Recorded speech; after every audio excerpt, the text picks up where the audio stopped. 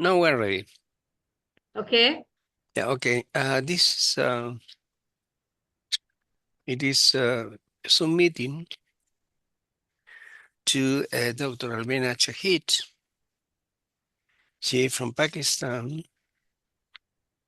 and she has done a lot of work, and mainly in scientific areas such as electrochemical energy storage, including supercapacitors, batteries, and electrochemical performance analysis. Also, material focus, fabrication methods, characterization and analysis, computation and analytical tools, apply orientation, and so on. She done a lot of work, although is a very young scientist. And she's published in the Journal of Alloys Compounds, Clean Technology and Environmental Policy, Diamond and Related Materials, Optical Materials, Material Science and Engineering B, SPEI Conference Proceeding, and in a rather short time. This is from 2023 and up to 2024. What I would like to do is to give all this the time to Alvena Shahid to do her presentation. Nevertheless, there are several small points which I would like to tell you to let everybody know. She got the Bachelor in Science from 2014 until 2018, then the MPhil in Applied Physics from 2028 until 2021, and then a PhD in Physics, Material Science, at Lahore College for Women, University Lahore. And it was from November the 15th, 2021, until July the 11th, 2025. Well, I can also give the title of their thesis and that kind of things. Though I think that Dr. Alvena Shahid is going to mention this during her presentation today. She's what we regard as an emerging material scientist, very young, visiting lecture, whose profile in central material science, electrochemical energy storage, metal oxide nanocomposed, thin films fabrication, and semiconductor related function material, and her CV presents a coherent academic trajectory from undergraduate work on nanostructure. It is a compound, thin films, to film research on thin sulfide compounds, and doctoral work on solution process metal oxide for high-performance electronic devices. This is a very short presentation because the idea you see is to expand deep subject after the presentation she's going to do. And we have some small questions which I think will be useful to everybody who listen to and look at this Zoom meeting, what we call normally a webinar. Well, Alvena, Yes, are you sir. there? Can you hear me? Yes, sir. I'm hearing you. I'm sorry about my voice, but my flu is not it's not a good friend of mine. Anyway, you can start. You can do it, please. Just go ahead. Hello, everyone. My name is Dr. Alvena Shahid. I'm a physicist and a material scientist. This work is done together with Professor Roberto Acevedo from University of San Sebastian in Santiago, Chile. This work is about artificial intelligence enabled smart systems What they can actually do is help in healthcare and environmental monitoring, and what they cannot do on their own. I will try to give you an honest picture, not just the exciting parts, but also the real limitations, especially for countries like Pakistan, where infrastructure, data, and resources look very different from high income settings. Let's begin. This slide provides an overview of my presentation. Throughout the talk, Pakistan is used as a reference case, not because it is exceptional, but because it reflects many of the real world opportunities and limitations associated with artificial intelligence adoption in resource constrained environments. I want to start with one idea that frames everything. New technologies do not automatically produce better outcomes. What they do is amplify existing capacities, expose existing weakness, and generate new categories of risk. Artificial intelligence can match specialist level diagnostic accuracy. It can process environmental data no human workforce can handle. It can flag disease outbreaks days before official reports. But who actually benefits? Artificial intelligence trained on high income country. Data does not automatically work for South Asian patients. Smart platforms fail without reliable internet, and historical data encodes historical inequity. Basically, this research focuses on addressing critical issue. Three approaches power everything: machine learning, deep learning, and reinforcement learning. The architecture at the bottom ties it together. Sensors collect data. Artificial intelligence finds patterns. The system predicts and decides, then takes adaptive action. That last step is the key differentiator. A rule-based system followed fixed instructions. A smart system updates itself as conditions changes. In clinical and ecological settings, that distinction is everything. In healthcare, three applications stand out. Wearable monitoring detects atrial fibrillation with up to 97% accuracy and can warn of hypoglycemia 30 to 60 minutes early. However, device cost and skin tone bias in PPG sensors remain key limitations. Artificial intelligence augmented telemedicine supports real-time diagnosis through clinical NLP and line detection, especially valuable where specialists are secretaries. But if misused as a gatekeeper, it risks mistriage. Predictive diagnostic can flag sepsis 12 to 24 hours earlier and detect outbreaks 3 to 7 days in advance. Still, most models are trained on high-income dataset, so local validation for South Asian populations is essential. Not a barrier, but a need for local data investment. Atrial fibrillation detection from a wearable about 97%, diabetic retinopathy about 97%, chest x-ray for TB and pneumonia about 93%. These are like impressive figures. But now look at the other side. One doctor per 1,000 patients. Only about 47% internet penetration and even lower in rural areas. Around 25,000 IT graduates every year, yet still a shortage of machine learning specialists in public health. And the most important point is at the bottom. These results come from high-income country validation sets.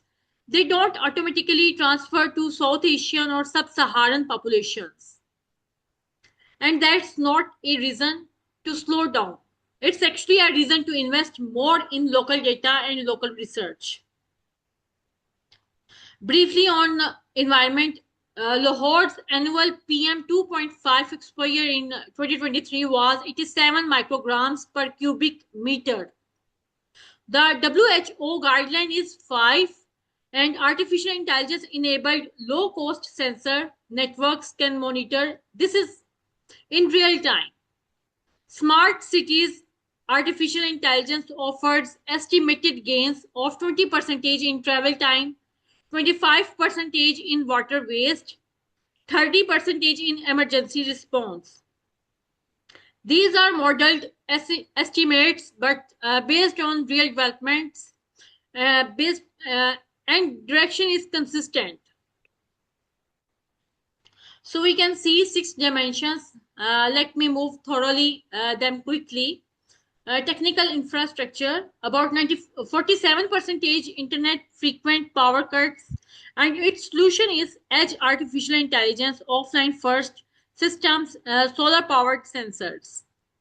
If we talk about data ecosystem, limited digitized health records, fragmented networks, and its solution national data sharing frameworks and open data policies.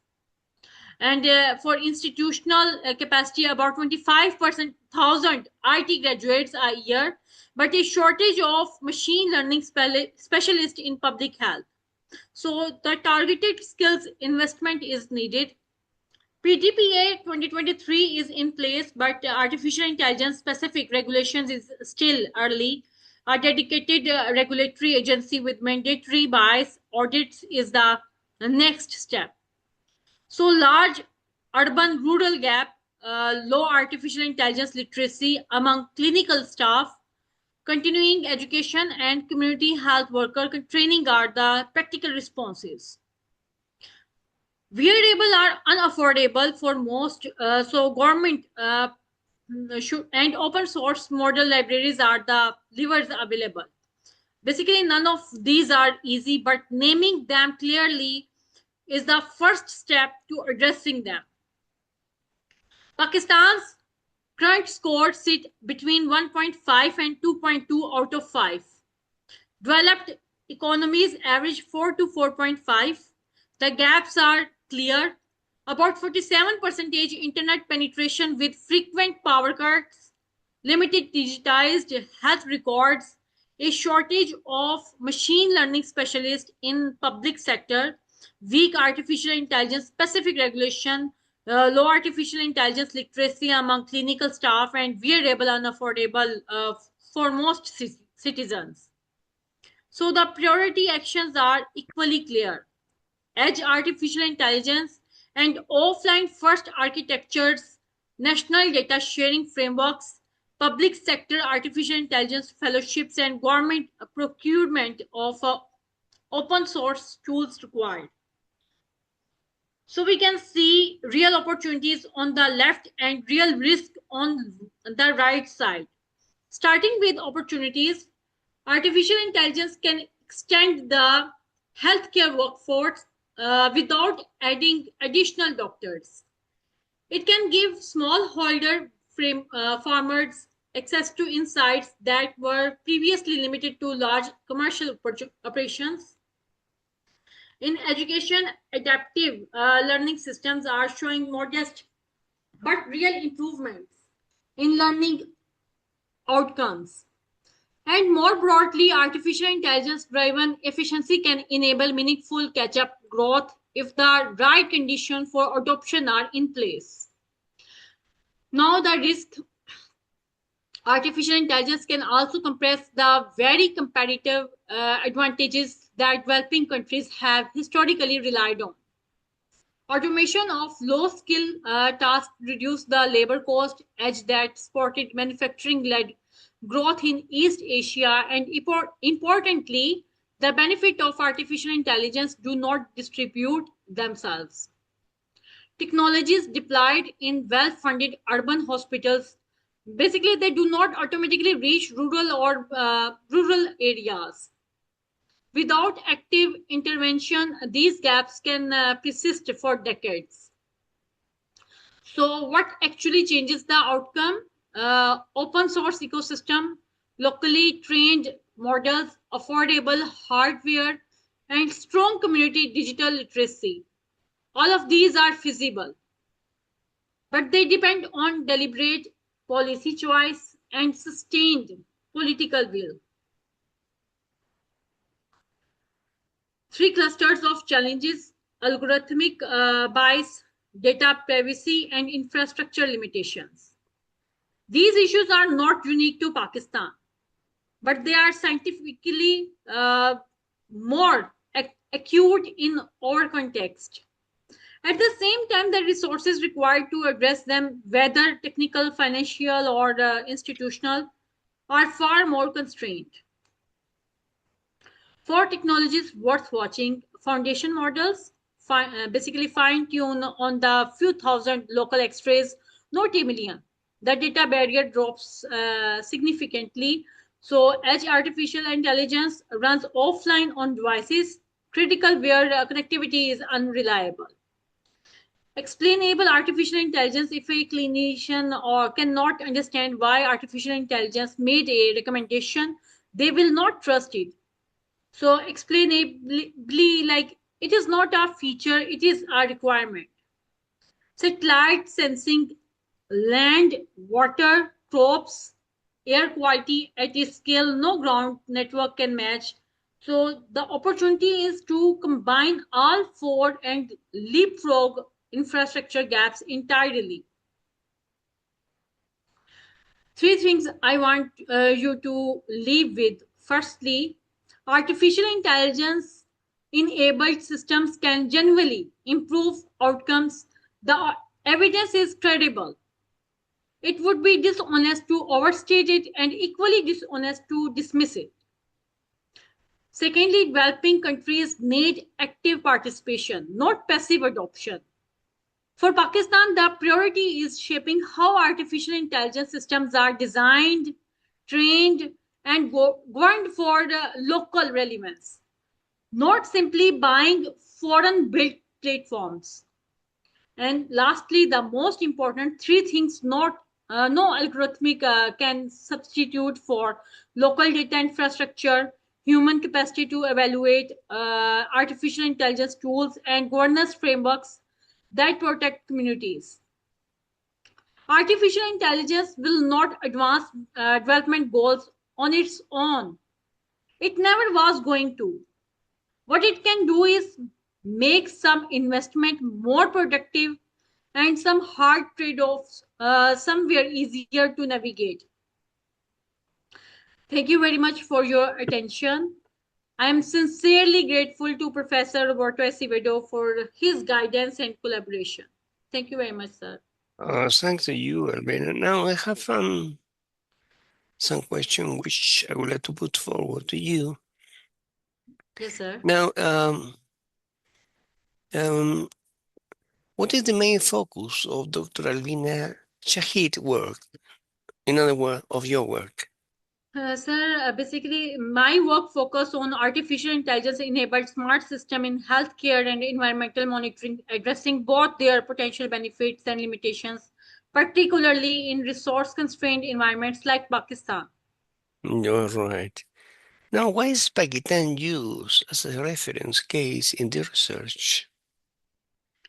Pakistan basically used as a reference case because it reflects many real world opportunities and limitations which is associated with artificial intelligence adoption in resource constrained environments, and also highlight issues that are relevant not only to Pakistan but also to other similar countries like Now, yes, underdeveloped countries. yes. What are the key idea emphasized in the presentation? Basically, the main key idea emphasized is that new technologies do not automatically produce better outcomes. Instead, they amplify existing capacities, expose weakness, and generate new categories of risk, as I discussed in second slide. The next question, if I may, what are the three main approaches discussed in the presentation that power artificial intelligence? So, in my third slide, basically, I discuss the three main approaches: basically, machine learning, deep learning, and reinforcement learning are the basically three approaches. Yeah, and what are the some notable application of artificial intelligence in healthcare mentioned by Dr. Shahid? What do you think? Basically, notable applications include wearable monitoring for detection atrial fibrillation, artificial intelligence augmented telemedicine for real-time diagnosis, and predictive diagnostic for early detection of condition like sepsis. Yeah. The second question is what limitation exists in the implementation of artificial intelligence in Pakistan healthcare system? Sir, as I discussed before, basically key limitations include a low number of doctors relative to the population, limited internet penetration, high cost of wearable, and the need for local validation of artificial intelligence models trained on high income dataset. Yeah, how do you view the future of artificial intelligence in the context of developing countries? So, as I discussed in this slide, basically, we believe that developing countries need to change actively in designing and training artificial intelligence systems for local relevance rather than passively adopting foreign built technologies. Yeah. Tell me something, what about the population in Pakistan? How large is it? So about Pakistan, basically, na population is approximately 259 million people, making it the fifth most populous country in the world. That's amazing. What a big number. How many medical doctors are available relative to the population in Pakistan? You said something like 1/1000 or what? Yes, I discussed before. In Pakistan, basically, there is about one doctor for every 10,000 people. Well, Basically, this yes. value indicating a significant shortage of medical professionals. There I can read in your slide 1/1000. 10,000. Yes, sir. There is a zero which is missing. Yes, sir. Yeah, that's okay. Now we understand very well. Um, what important factor are necessary for successful artificial intelligence adoption in developing countries? What do you think? Basically, the importance of local data infrastructure, governance frameworks to protect communities, human capacity to evaluate artificial intelligence tools, and policies that ensure equitable access to technology. Yeah.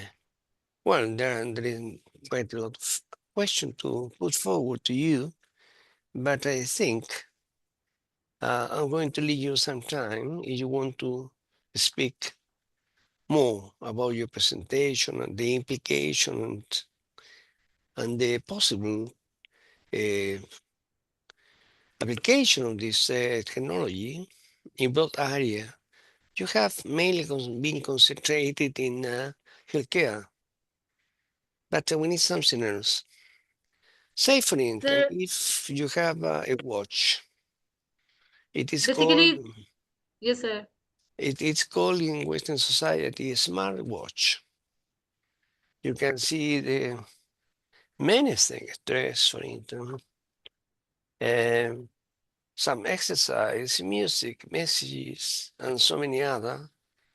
The weather, the chronometer, the alarm, and a way to look for the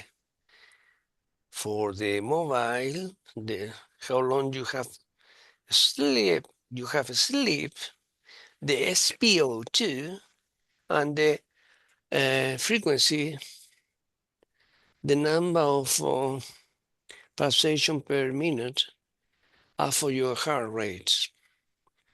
How accurate are these measurements using these smartwatches?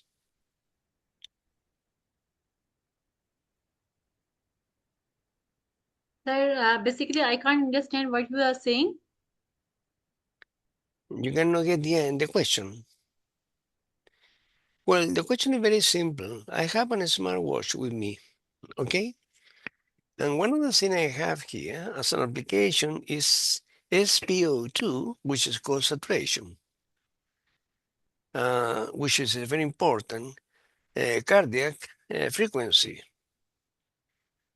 Uh, all this number you get from your smartwatch, uh, all this measurement, do you think they are good enough?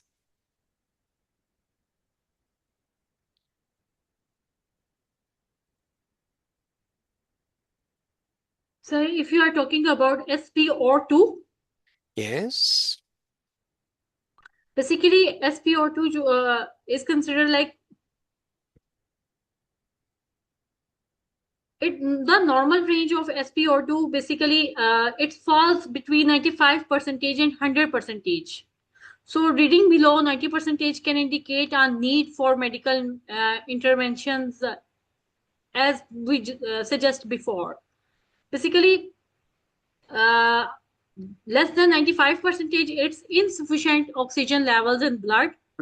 So for maintaining appropriate SpO2 levels is crucial for ensuring that tissues and organs receive sufficient oxygen for metabolic process, basically making which is suitable or making it vital in acute care, surgery, and chronic disease management. So, Yeah, what about the like heart? sub or heart also need more oxygen. The reason behind because the main function of our heart is to provide oxygen and supply to also provide to supply blood. Yeah, but as far as heart is concerned, it does depend on the age of the people involved. For instance, older people, it's not just the same as younger people.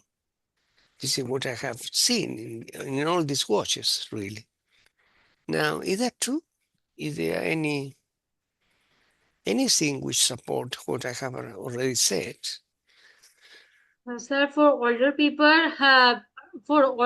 or we can also say that for adults, also monitoring and managing like blood health becomes increasingly important due to the natural aging process and also chronic conditions. Yeah. So, regular blood test, anemia awareness, chronic disease management, nutrition consideration, hydration, all of these factors rely on this. If you talk about smartwatch, basically it play important role. Okay, I understand that. No, this is very interesting, actually, all these subjects. And there's a lot to Yes, be sir. done, I think, in the very near future, as far as this is concerned. Alvina, the other question which I have is that do you like nanotechnology? Yes, sir. I like nanotechnology because it's very helpful to create materials and study That's very good for us. for different appliances like nanotechnology holds great promises. It also raises concerns related to health and environmental safety. Basically, the potential impacts of nanomaterials on human health and ecosystem are still under investigations. No, but So, what about getting a nanoparticle of copper, for instance, of so high if you talk purity, about of very high purity?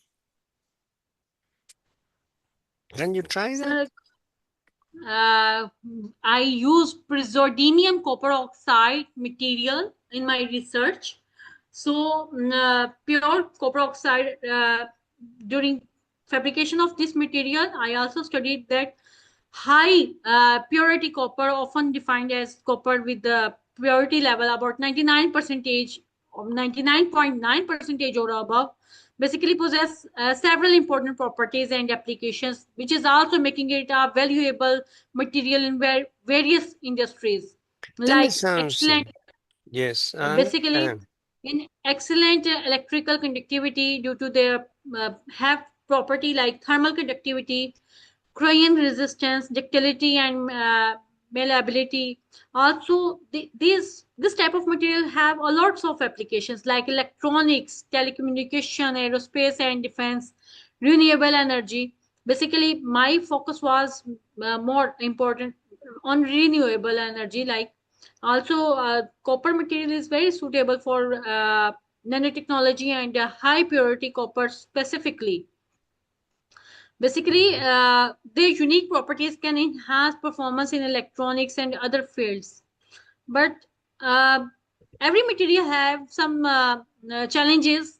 Also, if we talk about copper, high purity copper has many advantages. There uh, are challenges associated with its extraction and processing, including like environmental impacts and the energy required for refining. yeah. No, this is okay because you see in Chile we have the more pure copper all over the world. So this is going to be an advantage for us. But there is another point.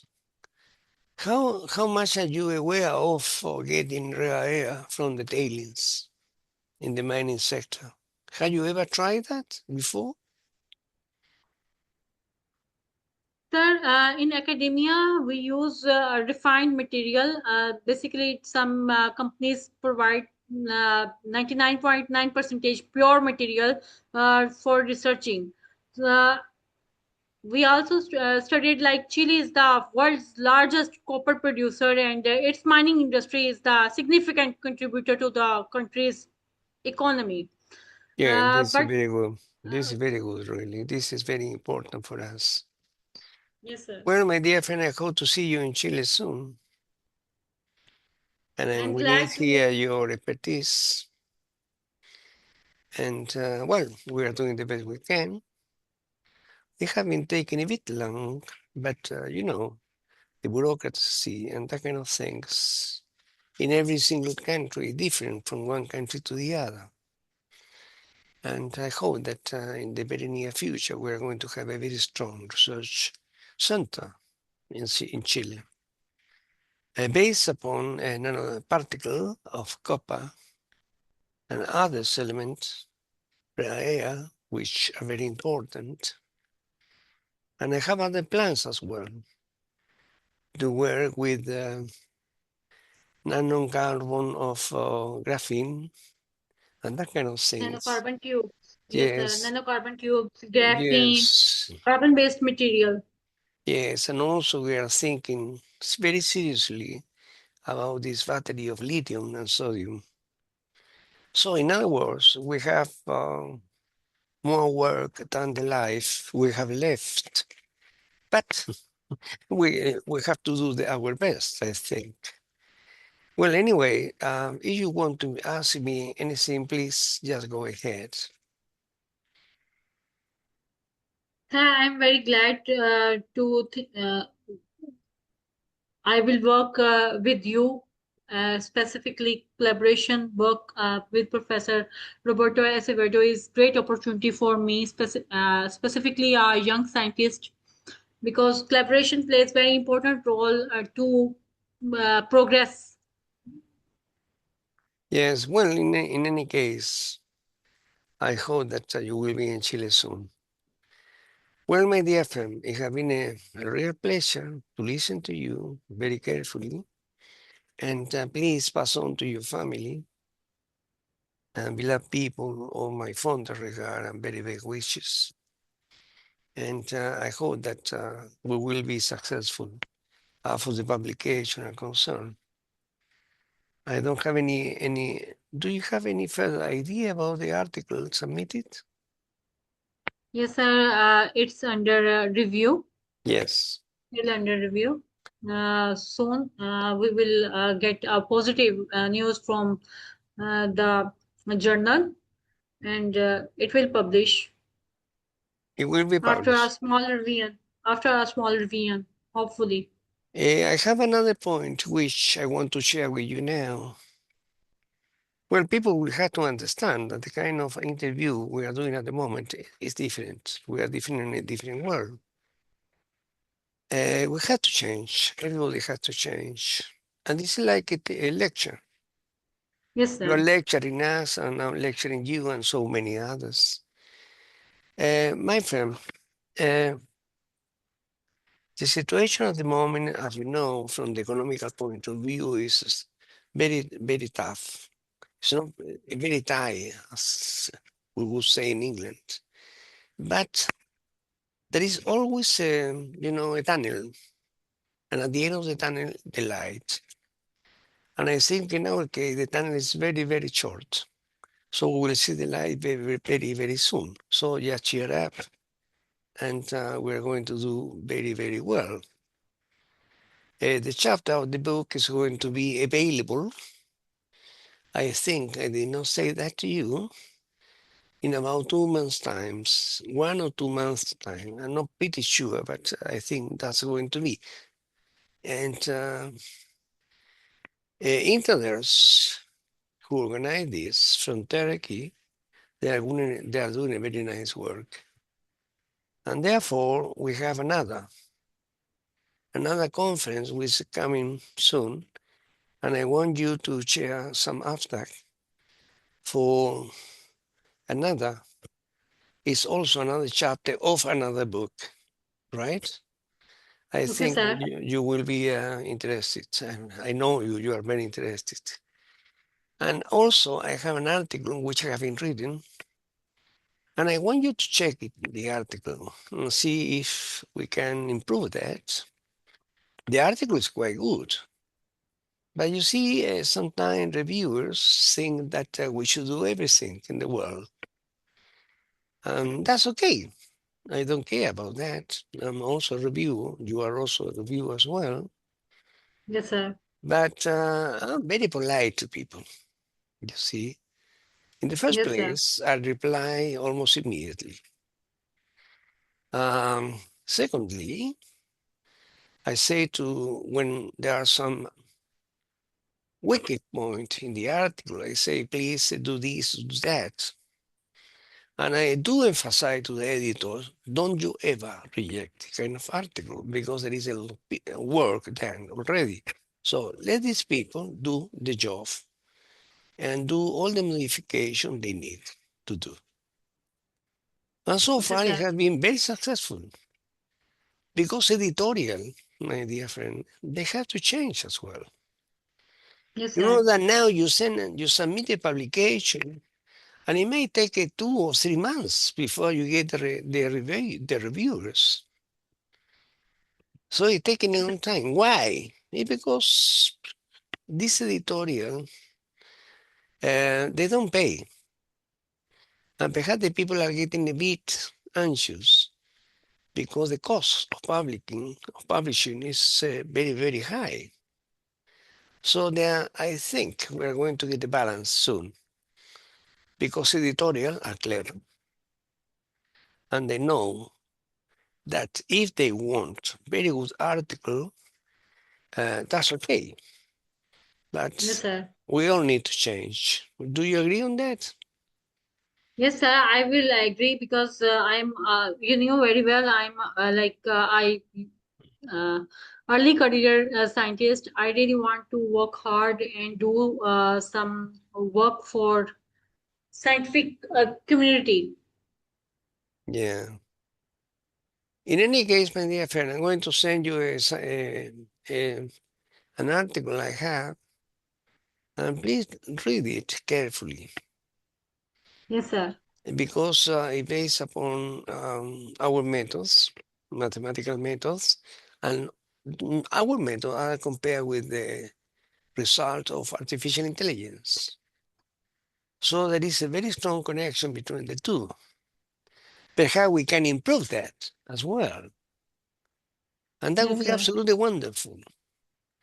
So the main point about this kind of interview is to exchange ideas with the people and to make science stronger and more valuable.